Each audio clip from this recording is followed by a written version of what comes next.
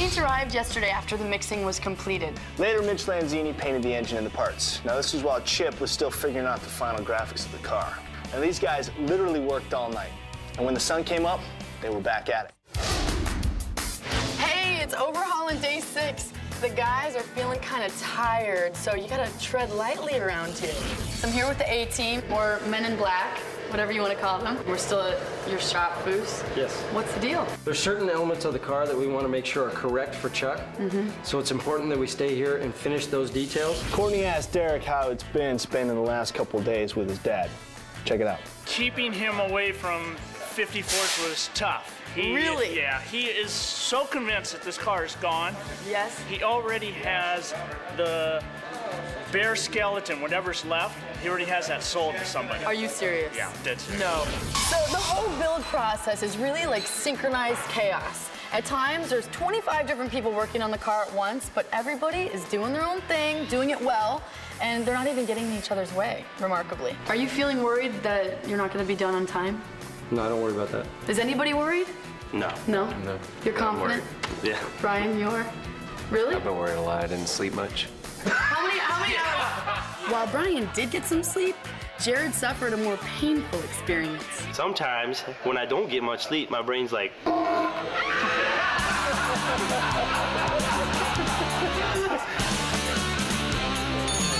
right, Trepanier, talk to us. What have you accomplished today? Nothing. I've been looking for tools all day. No, we're working on the engine and working on the brakes right now, so hopefully here in a couple hours we'll have the brakes done and a lot of the engine done, so it's moving kind of slow today. In terms of the engine, what else does it need to actually start running? We have to put the carburetors back together. We've taken them apart to paint, so we have to put them together, put them back on. We have to wire the engine, which isn't too bad. We have to put once the front end's on, we'll put the radiator on, hook up all the hoses, put all the fluid in it, and that's really about it. It isn't too bad. At what time do you anticipate cranking the sucker? I would say tomorrow afternoon sometime, hopefully. Later that day, Chip had to present an award at a roadster show, a show we knew Chuck was attending. So I had to present my award, and it was great because at the same time we knew we were going to run into Chuck and Derek. So we kind of planned it because we knew we'd have to have the camera.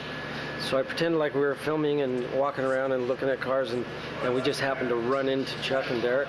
Now, I used to have a little black Roadster. It was very similar to this one, which you can see right over here. I did a full fender. A lot of guys in the hot rods, they'll pull the fenders off.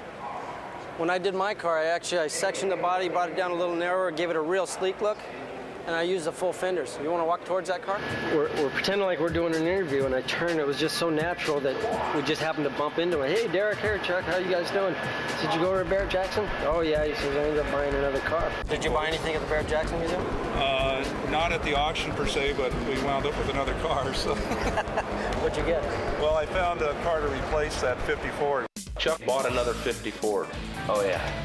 I'd say Chuck's been got hard. He definitely believes that his car's been stolen. Hey, Chuck, I just saw you an hour ago. I just got back here. I'm ready to dive in and get back to work. We got to finish this thing up, and I'm going to see you again tomorrow. Chuck, I just want you to know what sickos we are. It's the 6th day. We're pretty well done. We're making you your own custom prop rod. Here you go. I hope you're happy. The sad part is this one's probably going to be nicer than anything you bought there. All right, well, we're well into the evening of day 6. There's nothing going on the interior of the car. Am I worried? No. So you multiply 3 work days by each person working on this thing, and we got almost 10 guys here. We got 30 hours. That's 30 hours?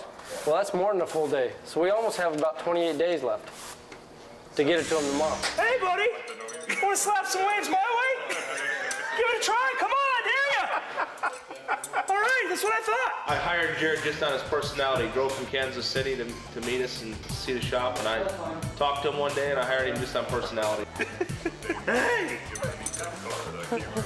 If I was a hot rod, I'd be on fire. Yeah, I'd be hot. Rod. I'd have flames shooting out. Be awesome. But really. I love it. What about monkeys? They're scary. Feet for hands, hands for feet. What's going on? Funny man and car enthusiast Christopher Titus visits Chip and the guys. That's insane. You designed them Tuesday. You just designed them Tuesday? Mm-hmm. See? What is this all taking 3 years to build my car? It could have been done in a week. They accuse him of fraud with Dick Messer, that they planned this thing for the insurance money. That's nice. You know, it's always good to, first of all, especially American men in their vehicles, very important thing. There's a lot of guys that have cut loose their wife before they cut loose their car. Mm-hmm. And to scare a guy like that, give a guy a heart attack or high blood pressure, that's what we're about at Overhauling. We're about causing physical and mental anguish for hot rodding's sake. This is actually going to be a high mileage vehicle. You got it, man. This thing will be pulling 26 mpg. You got it at 100 horsepower. There you go. I wanted a twin turbo. 500 horsepower. This is a bad boy. You know what? I wanted a twin turbocharged. Rad Rod's bike builds nothing but the highest horsepower in the world. Even Titus got his hands dirty just to help the car get ready for Chuck. See, ladies and gentlemen, it can be done in a week. It just takes 55 guys working 24 hours a day. Monday morning, what is it? I think it's about 7:30, and I think we're giving this thing back around 4 o'clock today. And we got the recruits, and we're gonna make it. Went straight through this time. No sleep. What do you want from me? I gave you all I got. That's it. I don't do it anymore. We should both work on the same side.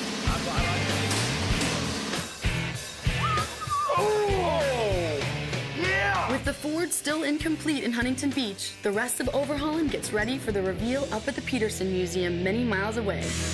The bottom line is Foose is such a perfectionist that he insists that the car be finished in his shop. And obviously they had a lot of tweaking to do today. In bad shape. I can hardly walk. Chuck, you better like your car. Sleep deprivation or not, the car has to get done.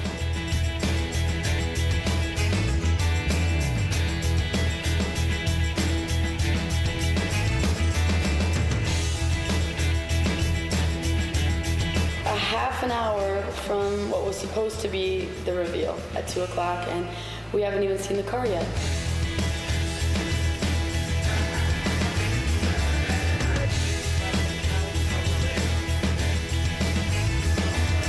We're just finishing the oil lines, and we got one brake fitting leaking, and other than that, I think we're pretty close. So we got to get the hood on it, and he's finishing the carpet right now, and then we got to hustle up and get down to the museum because it's already 1 o'clock. It's an hour drive, so that's 2 o'clock, and by the time we get there, it's 3 o'clock. So we're kind of pushing it kind of close. But I think it's pretty interesting. I mean, this is definitely crunch time.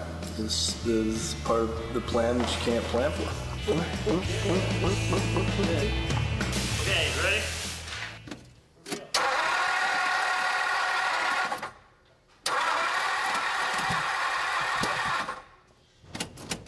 The little rotor inside the cap, as it's spinning, is sending power to each plug.